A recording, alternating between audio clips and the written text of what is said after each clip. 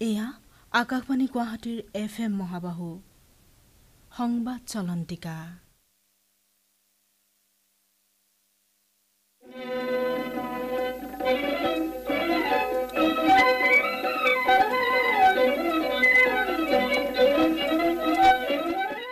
নমস্কাৰ শ্ৰোতাসকল, বিশেষ সংবাদ চলন্তিকালৈ আপোনালোকক স্বাগতম। আজি বিশেষ সংবাদ চলন্তিকাত আগবঢ়াইছো অসম আন্দোলনৰ তথ্যকোষ সন্দৰ্ভত মুখ্যমন্ত্ৰী প্ৰেছ উপদেষ্টা ঋষিকেশ গোস্বামীৰ সৈতে পূৰ্বে বাণীবদ্ধ হোৱা সাক্ষাৎ গ্ৰহণ কৰিছে মানস প্ৰতিম শৰ্মাই। শ্ৰীযুত গোস্বামী ডাঙৰীয়া, আপোনাক আকাশবাণীৰ বিশেষ সংবাদ চলন্তিকা অনুষ্ঠানলৈ আদৰণি জনালোঁ।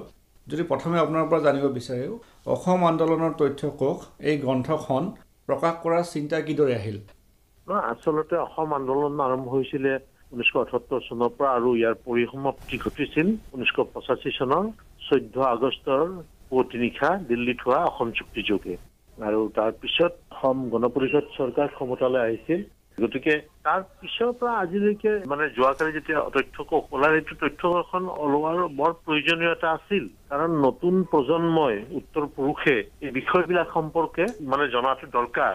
কিন্তু এই অভাৱটো বহুদিন এই কথাটো কৈ আছিল যে অসম আন্দোলনৰ এখন পূৰ্ণাংগ তথ্যকোষ থাকিব লাগে, গোটেই ঘটনাবিলাক সন্নিৱিষ্ট হৈ থাকে। কিন্তু মাননীয় মুখ্যমন্ত্ৰী সৰ্বানন্দ সোণোৱাল ডাঙৰীয়া ক্ষমতালৈ অহাৰ পিছৰে পৰা অসম চুক্তিখন আন্তৰিকতাৰে ৰূপায়ণ কৰাৰ কাৰণে আৰম্ভণিৰ দিনাৰ পৰা চেষ্টা কৰি আহিছে গোটেই বিষয়টো। আৰু তেওঁ তেতিয়া কৈছিলে প্ৰথম অৱস্থাতে যে আমি এখন শ্বহীদসকলক সন্মান জনাই পেলাই এখন স্মৃতি স্মাৰক উদ্যান কৰিব লাগে। তাৰপিছত তেখেতে শ্বহীদসকলৰ মূল্যটো ধনেৰে জুখিব নোৱাৰি, কিন্তু তেওঁ 5 লাখ টকাকৈ সাহায্য দিছিল। গুলীবিদ্ধসকলক 2 লাখ টকাকৈ দিছিল। নিজে গৈ নিশা সীমান্তত 2 নিশা ৰাতি কটাইছিল আৰু লগত সদৌ অসম ছাত্ৰ সন্থাক লৈ গৈছিল, বিষয়াসকলক লৈ গৈছিল, বিধায়কসকলক লৈ গৈছিল। আৰু এই কথাটো তেওঁ প্ৰথমতে কৈছিল যে এখন আমি তথ্যকোষ উলিয়াব লাগে, য'ত গোটেই অসম আন্দোলনকাৰীসকলৰ কি কথা, চৰকাৰৰ তথ্য বাতৰি কাকত বিলাকত কেনেকে ওলাইছিল, ৰাষ্ট্ৰীয় পৰ্যায়ত কেনেকে ওলাইছিল, আন্তঃৰাষ্ট্ৰীয় পৰ্যায়ত ওলাইছিল, এই কথাটো আমি চিন্তা চৰ্চা কৰি আছিলো। আৰু শেহতীয়াভাৱে মাননীয় মুখ্যমন্ত্ৰী ডাঙৰীয়াৰ নিৰ্দেশতে আমি তাত এখন সমিতি এখন অসম চুক্তি ৰূপায়ণ বিভাগৰ পৰা কৰি পেলাই তাত এজন পূৰ্ণাংগভাৱে কাম কৰিবলৈ সুযোগ দিয়া হ'ল সাংবাদিক দিগন্ত ওজা ডাঙৰীক। আৰু মই নিজে তাতে সম্পাদনা উপদেষ্টা হিচাপে থাকিলো আৰু অসম চুক্তি ৰূপায়ণ বিভাগৰ যুটীয়া সচিব জয়ন্ত গোস্বামী থাকিল। আৰু এইটো হাতত লোৱাৰ পিছত আমি সামাজিক মাধ্যম, তাৰপৰা বৈদ্যুতিন মাধ্যম আৰু ছপা মাধ্যম, এই 3টা মাধ্যমৰ যোগেদি আমি বিজ্ঞাপন দিলো যে ৰাইজৰ হাতত যাৰ হাততে যি তথ্য আছে এই তথ্য আমাক দিব লাগে। অসমৰ বিভিন্ন ঠাইৰ পৰা এই তথ্যবিলাক আহিল, এতিয়াও আহি আছে। আৰু আমি নিজাববীয়াকেও যোগাযোগ কৰি পেলাই এই তথ্যবিলাক সংগ্ৰহ কৰিলো। সংগ্ৰহ কৰোঁতে আমি প্ৰথম অৱস্থাত ভাবিছিলো যে এই তথ্যকোষখন 500 পৃষ্ঠামান হ'ব, এনেকে আমি এটা অনুমান এটা কৰিছিলো। কিন্তু যেতিয়া তথ্য আহিবলৈ ধৰিলে, গৈ পেলাই দেখিলো এতিয়া 500 পৃষ্ঠাৰ ঠাইত প্ৰায় 4000 পৃষ্ঠা হ'ব। গতিকে প্ৰথম খণ্ডটো মুখ্যমন্ত্ৰী ডাঙৰীয়াই আমাক ধৰি দিছিল সময় যে মই যিকোনো পৰিৱেশতে যিকোনো কাৰণতে নহওক মই 2020 চনৰ 10 ডিচেম্বৰ অৰ্থাৎ খৰ্গেশ্বৰ তালুকদাৰৰ যিটো মৃত্যুৰ দিন, যিটো শ্বহীদ দিৱস হিচাপে পালন কৰে অসমবাসীয়ে, সেই দিনটোতে এই পুথিখন উন্মোচন কৰিবলৈ পালে আমি ভাল পাম। আৰু সেইমতে আমি দিনে নিশাই কষ্ট কৰি দিগন্ত ওজা ডাঙৰীয়া, জয়ন্ত গোস্বামী, অসম চুক্তি ৰূপায়ণ বিভাগৰ মুখ্য সচিব বা জ্ঞানেন্দ্ৰ প্ৰসাদ ত্ৰিপাঠী, গোটেই CM অফিচত আমি গোটেইবিলাক দিনে নিশাই কাম কৰি পেলাই প্ৰায় 820 পৃষ্ঠাৰ প্ৰথম খণ্ডটো উকমুকনিৰ পৰা উদগিৰণলৈ অৰ্থাৎ 1978ৰ পৰা 1980 চনলৈ যিখিনি ঘটনা প্ৰবাহ, এই ঘটনা প্ৰবাহখিনি তাত সন্নিৱিষ্ট কৰা হৈছে। আৰু বাকী যিখিনি 1985 চনৰ চুক্তিৰ সময়লৈকে আৰু 4টা খণ্ড ওলাব। গতিকে আমি গোটেই খণ্ডটো প্ৰায় 4000 পৃষ্ঠাৰ হ'ব বুলি আমি অনুমান কৰিছো। অকণমান কমো হ'ব পাৰে, হয়তো বেছিও হ'ব পাৰে। কাৰণ আমি যেতিয়া কালি এইটো কথা কৈছো, মাননীয় মুখ্যমন্ত্ৰী ডাঙৰীয়া অসমবাসী ৰাইজক কালিও আহ্বান জনাইছে যদি আপোনালোকৰ হাতত কিবা কিবি তথ্য আছে, কাৰণ অসম আন্দোলনক কেন্দ্ৰ কৰি বহু ঘটনা ঘটিছিল। অকল আন্দোলন কৰিবলৈ ৰাজপথলৈ ৰাইজ ওলাই আহিছিল এনেকুৱা নহয়, ছাত্ৰ সন্থা আৰু গণসংগ্ৰাম পৰিষদৰ নেতৃত্বত সেই আন্দোলনক ভিত্তি কৰি বহুত গীত ৰচনা কৰিছিল। প্ৰবোধ শৰ্মা ডাঙৰীয়াই গীত ৰচনা কৰিছিল, প্ৰদীপ দহতীয়াই কৰিছিল, ভূপেন হাজৰিকাই তেওঁৰ অনন্য কেইবাটাও সৃষ্টি অসম আন্দোলনক লৈ পেলাই কৰিছিল, বহু কেইজনে কৰিছিল, নাম লৈ আমি অন্ত কৰিব নোৱাৰো।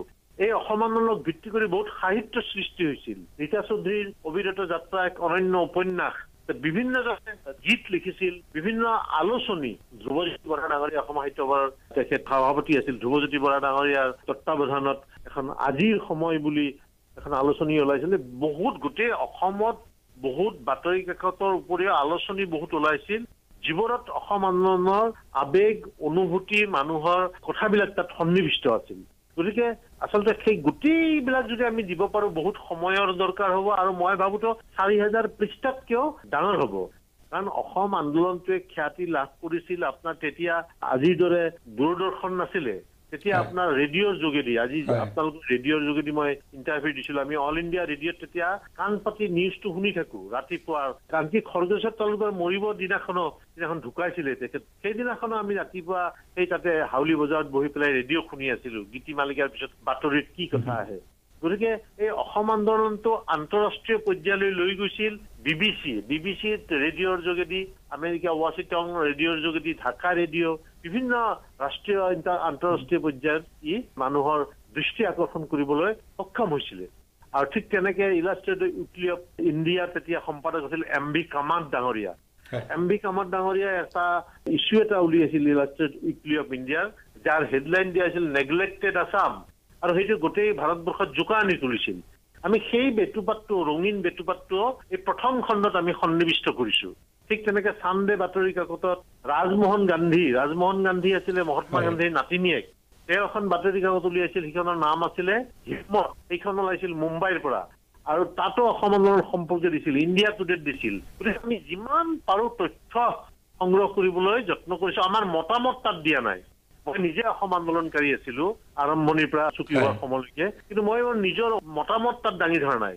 অকল তথ্য, সেই তথ্যৰ পৰা যোনে যি ধৰণে লয় অসম আন্দোলনটোক, যে এই ধৰণৰ তেওঁলোকে বিশ্লেষণ কৰিব পাৰিব, গৱেষণা কৰিব পাৰিব। গতিকে সেইকাৰণে মুখ্যমন্ত্ৰী ডাঙৰীয়াটো এটা ড্ৰিম প্ৰজেক্ট আছিল, আৰু এই ড্ৰিম প্ৰজেক্টটো আমি বাস্তৱায়িত কৰিবলৈ সক্ষম হৈছো কালিৰ দিনটোত। আপোনাৰ লগত কথা পাতিয়ে গ্ৰন্থখনৰ প্ৰতি আমাৰো আকৰ্ষণ বৃদ্ধি পাইছে। এনেকুৱা লাগিছে যে এই মুহূৰ্ততে গ্ৰন্থখন আমি পঢ়ি শেষ কৰোঁ। আমাৰ শ্ৰোতাসকলকো জনাব নেকি যে এই গ্ৰন্থখন আমি ক'ত লাভ কৰিম? আজি ৰাতিপুৱা মই মাননীয় মুখ্যমন্ত্ৰী ডাঙৰীয়াৰ সৈতে আলোচনা কৰিছো। তেওঁ কৈছে যে অহা 30 ডিচেম্বৰৰ পৰা অসম প্ৰকাশন পৰিষদে গুৱাহাটী গ্ৰন্থমেলা অনুষ্ঠিত কৰিব চানমাৰীত। তাত তথ্য আৰু জনসংযোগ বিভাগৰ এটা বিপণীও থাকে। আমি ভাবিছো সেই বিপণীত আমি হয়তো কিতাপসমূহ ৰাইজৰ কাৰণে এৰি দিম। তাৰ উপৰিও আমাৰ বহুতো গ্ৰন্থ বিপণী আছে, যিবিলাক বিপণীলৈ আমি কথা বতৰা পাতি পেলাই ৰাইজে পাব পৰাকে, কাৰণ আমি এইখন ৰাইজৰ মাজলৈ এৰি দিম। এনেকুৱা নহয় যে প্ৰিণ্ট কৰি পেলাই অকল চৰকাৰী কাৰ্যালয়তে সীমাবদ্ধ ৰাখিম, সেইটো নহয়। আমাৰ উদ্দেশ্য ৰাইজৰ মাজলৈ মেলি দিয়া, নতুন প্ৰজন্মই কথাবিলাক অনুধাৱন কৰা, গম পোৱা, আৰু কোনোবাই যদি ইতিমধ্যে বহু কেইজনে গৱেষণা কৰিছে, আৰু কোনোবাই যদি গৱেষণা কৰিব বিচাৰে ৰাষ্ট্ৰীয় পৰ্যায়ৰ মানুহে, এই গ্ৰন্থখন সহায়ক হ'ব। গতিকে নিশ্চিতভাৱে আমি গ্ৰন্থমেলাতে, আগন্তুক গ্ৰন্থমেলাতে সুলভকে ৰাইজে যাতে পায় তাৰ কাৰণে ব্যৱস্থা কৰিম। আৰু এই প্ৰথম খণ্ডটো প্ৰকাশৰ সময়ত আপুনি জনালে যে ৰাইজে তথ্য আদি যোগান ধৰিছিলে, এই বিষয়ে অকণমান জনাব নেকি? কিমান ৰোমাঞ্চকৰ আছিল এই যাত্ৰা? না, ৰোমাঞ্চকৰ মানে এনেকুৱা ধৰক, এতিয়া মানে চাওঁতে মই নিজে এটা প্ৰবন্ধ লিখিছিলো 1981 চনত অগ্ৰদূত কাকতত। সেইদিনাখন দিগন্ত যে সেইটো কপি এটা মোক দি দিছে। চাওঁতে 39 বছৰ হৈ গ'ল। 39-40 বছৰ আগত আপুনি বাতৰি কাকত বহুত, মানে আমি দৈনিক জনভূমি, দৈনিক অসম, অগ্ৰদূত, এইবিলাক যিবোৰ আছাম ট্ৰিবিউন, এই নিউজবিলাক দিছিলে। নিউজবিলাক তথ্যৰ ওপৰত ভিত্তি কৰিয়ে তেওঁলোকে দিছিলে। আমি আৰ্টিকুলবিলাক দিয়া নাই, কিন্তু নিউজবিলাকেই দিছো। সেইবোৰ মানে বহুত কষ্ট কৰিছে যিটো টিমে, দিগন্ত যাৰ নেতৃত্বত যিটো টিমে কাম কৰিছে, তেওঁলোকে ধূলি মাকতি এইবিলাক গুচাই পেলাই। ঠিক তেনেকে আপোনাৰ তেজপুৰৰ কেইবাজনো নলিন দুৱাৰা, মুন্না টিহুৰ, মহেন্দ্ৰ বৰুৱা, সমীৰ চৌধুৰী, তেখেতসকলৰ তাত বহুত ফটোগ্ৰাফ আছিল। তেখেতসকলে আমাক কিছুমান মূল্যৱান ফটোগ্ৰাফ দিছে। ঠিক তেনেকে হৰেন্দ্ৰনাথ বৰুৱা, অসম প্ৰাণ হৰেন্দ্ৰনাথ বৰুৱা, তেখেতে পূৰ্ববংগৰ যিটো সমস্যা, বিদেশী সমস্যা অনুপ্ৰৱেশৰ, সেই সম্পৰ্কে বহুত লিখা মেলা কৰিছিল। মোৰ তাতে নিজতে এখন কিতাপ আছিল 1945 গোৱালপাৰাৰ পৰা উলিয়াইছিল তেতিয়াৰ জাতীয় কংগ্ৰেছে। তেনেকে আমি সেই তথ্যখন তাত দিছো। ঠিক তেনেকে অসম মুক্তিযুঁজাৰী সংস্থাই মেহতা কমিটিৰ এখন প্ৰতিবেদন আছিলে 1983 চনৰ এই ভয়াৱহ নিৰ্বাচন হৈছিল, যাক লৈ ভূপেন হাজৰিকাই এটা একদম প্ৰতস্মৰণীয় গীত লিখিছিল, জুয়ে পৰা তিৰাশীৰ নিৰ্বাচনী বছৰ। সেই গোটেই প্ৰতিবেদনখন মোৰ তাত আছিল। সেই প্ৰতিবেদনখন আমি তাত দিছো। এখন বেচৰকাৰী প্ৰতিবেদন আছিল। চৰকাৰৰ পৰা নহয় গতিকে বিভিন্ন ব্যক্তিয়ে বিভিন্ন সময়ত কাম কৰিছিল আৰু বহুজন মানুহে ফটোগ্ৰাফ তেওঁলোকৰ তথ্য পাতি দিছে আৰু প্ৰথম খণ্ডৰ যিটো পাতনি লিখিছে দিগন্ত যায় তাত আৰম্ভণিৰ পৰা ককা নীলমণি ফুকনে কি কথা কৈছিল গুণাভিৰাম বৰুৱাই কি কৈছিল মানিক চন্দ্ৰ বৰুৱাই কি কৈছিল এই কথাবিলাক যে বহুদিন আগৰ পৰাই সমস্যাটো অসমত উকমুকাই আছিলে আৰু সেইটো 1978 চনত উদ্গিৰণলৈ পৰ্যবেক্ষিত হ'ল হীৰালাল পাটোৱাৰী মৰাৰ পিছত মঙলদৈৰ উপ নিৰ্বাচনত এই কথাবিলাক আমি সন্নিৱিষ্ট কৰিবলৈ যত্ন কৰিছো আন্তৰিকতা সহকাৰে আৰু আমি বায়াস কৰা নন বায়াস হিচাপে সেইকাৰণে আমি তাৰ নাম দিছো অসম আন্দোলনৰ তথ্য কোষ ইয়াত অকল তথ্যহে থাকিব মতামত নাথাকে তথ্যৰ ওপৰত ভিত্তি কৰি ৰাইজে সিদ্ধান্ত ল'ব হয় আৰু বৰ্তমান যেহেতু এতিয়া ডিজিটেল মাধ্যমৰ মানে ব্যৱহাৰ অধিক হৈছে গতিকে এই বিষয়ে আপোনালোকে চিন্তা কৰিছে নেকি এই বিষয়ে আপুনি ভাল প্ৰশ্ন সুধিছে এতিয়া আমি এই বিষয়ে চিন্তা চৰ্চা কৰিছো আমি গোটেই পুথিখন যেতিয়া সমাপ্ত হ'ব প্ৰকাশ হৈ ওলাব আমি ভাবিছো যে ফেব্ৰুৱাৰী মাহৰ ভিতৰত গোটেইকেইটা খণ্ড ৰাইজৰ সন্মুখলৈ আমি উলিয়াই দিবলৈ সক্ষম হ'ম দিনে নিশা আমি আন্তৰিকতাৰে কাম কৰিম তাৰ পিছত আজিকালি যেহেতু গোটেই পৃথিৱীতে ডিজিটেল মাধ্যমেদি বিশেষকৈ এই লকডাউনৰ পিৰিয়ডত মানুহে ডিজিটেল মাধ্যমেৰে বহুতো কাম কৰিবলৈ সম্ভৱ হৈছে যোৱাকালি প্ৰধানমন্ত্ৰী ডাঙৰীয়াই ভাৰ্চুৱেল ৰেলীৰ মাজেদি নতুন যিটো ভৱন পাৰ্লিয়ামেণ্টৰ সেইটোৰ কাম কৰিছে ঠিক তেনেকৈ আমি ইয়াত ডিজিটেল মাধ্যমত এইটো দিম যাতে আমাৰ যিবোৰ প্ৰবাসী অসমীয়া আছে আৰু লণ্ডনত আছে কোনোবা আমেৰিকাত কোনোবা অষ্ট্ৰেলিয়াত তেওঁসকলেও এই সম্পৰ্কে বহুত মোৰ বন্ধু বান্ধৱৰ ফোন আহে যে আপুনি নিজে অসম আন্দোলনৰ লগত জড়িত আছিল এই তথ্যবিলাক পালে ভাল আছিল গতিকে আমি এইখিনি ছপা কাম সম্পূৰ্ণ হোৱাৰ পিছত আমি ডিজিটেলি এই গোটেই বস্তুটো তাত আপলোড কৰাৰ কথা আমি ভাবিছো আৰু যেহেতু পৰৱৰ্তী 4টা খণ্ড এতিয়া প্ৰকাশৰ আপোনালোকে দিহা কৰিছে গতিকে এই 4টা খণ্ডলৈ ৰাইজে এতিয়া বৰঙণি আগবঢ়াব পাৰিব নেকি তথ্য আদি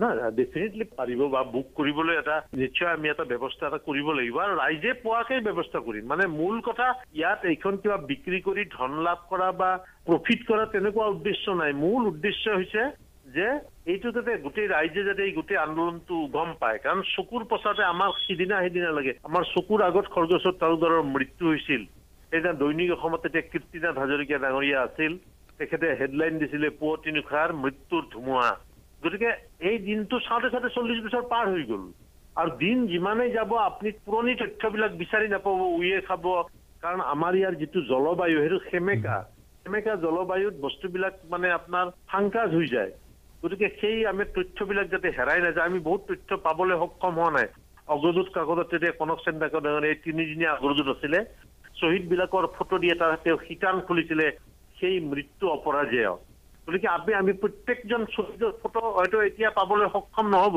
সেইকাৰণে এই বস্তুটো যাতে আৰু ভৱিষ্যতে যাতে প্ৰজন্মই বিচাৰি পায় গতিকে সেই বাকী 4টা খণ্ডত গোটেই তথ্য আমি সামৰিবলৈ যত্ন কৰিম আৰু পুনৰবাৰ আপোনালোকৰ এই আকাশবাণী গুৱাহাটী কেন্দ্ৰৰ যোগেদি মই যিসকল শ্ৰোতা ৰাইজে শুনি আছে তেওঁলোকলৈ অনুৰোধ জনাই যে যাৰে ওচৰত যি মূল্যৱান তথ্য আছে তেওঁলোকে যাতে অসম চুক্তিৰ যিটো কাৰ্যালয় আমাৰ খানাপাৰাত অৱস্থিত তাজ হোটেলৰ কাষত তাত তেওঁলোকে যাতে আমাক দিয়ে যাতে গোটেই বস্তুবিলাক আমি সন্নিৱিষ্ট কৰিব পাৰোঁ হয় শ্ৰীযুত গোস্বামী আপুনি আমাক সময় দিলে তাৰোপৰি আপোনাৰ নেতৃত্বত আপোনাৰ প্ৰদেশত এই যি কাৰ্যব্যৱস্থা অব্যাহত আছে তাৰ বাবে পুনৰ আপোনালৈ ধন্যবাদ জনাই কৃতজ্ঞতা জনাই আমাৰ অনুষ্ঠানৰ সামৰণি আপোনালোকলৈ ধন্যবাদ জনাইছো মুখ্যমন্ত্ৰী এটা ড্ৰিম প্ৰজেক্ট আমি বাস্তৱত ৰূপায়িত কৰিছো ধন্যবাদ বিশেষ সংবাদ চলন্তিকা শুনিলে আজি বিশেষ সংবাদ চলন্তিকাৰ প্ৰযোজনা কৰিলে মানৱ প্ৰতিম শৰ্মাই সহযোগিতা আগবঢ়ালে অপূৰ্ব মালিয়ে পৰৱৰ্তী সংবাদ চলন্তিকা শুনিবলৈ পাব অহা সপ্তাহৰ আজিৰ এই একে সময়তে